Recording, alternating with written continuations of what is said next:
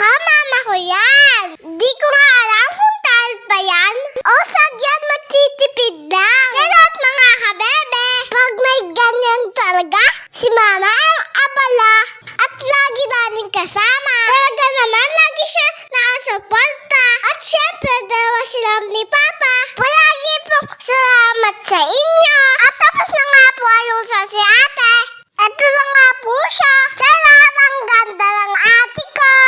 Pagkatapos nga po niyan, nabisa na siya.